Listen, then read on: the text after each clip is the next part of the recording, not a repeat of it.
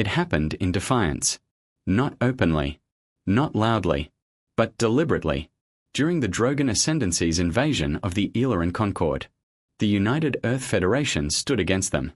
Not with words, with fleets, with resolve. The invasion stalled. The Drogon advance fractured. And the Ascendancy did not forget. Months later, during a sanctioned session of the Galactic Council, a UEF ambassadorial team vanished. No alarms. No public incident. They were seized by proxy agents, smugglers, mercenaries, regional enforcers.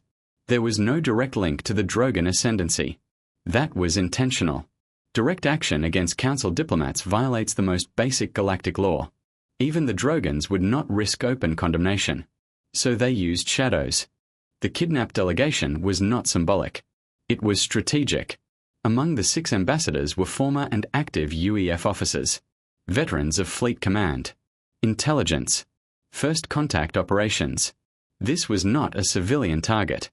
2 UEF security officers resisted during extraction. Both were wounded. Neither surrendered. The group was taken aboard their own diplomatic transport and moved to Kharos 5. Kharos 5 was chosen carefully. Its atmosphere is toxic to humans, lethal within minutes. The hostages were kept sealed inside their ship, parked in the hangar of a local warlord. The warlord had close ties to the Sogons. The Sogons provided cover, weapons, silence. 4 Drogon Ascendancy operatives were present.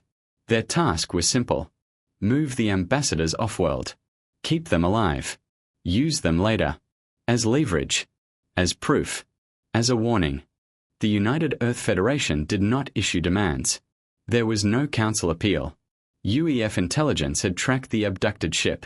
From the moment it left controlled space, every jump, every power signature, every course correction. The moment the ship stopped moving, the response was already underway. A standing directive was activated. Hostage recovery protocol.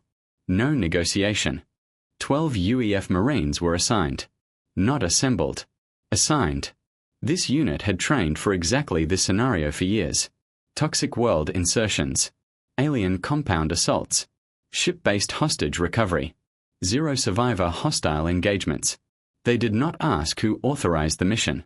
They already knew. A stealth landing craft entered Kharos 5's atmosphere. Under sensor suppression. No escort. No distraction. The Marines landed beyond the compound perimeter.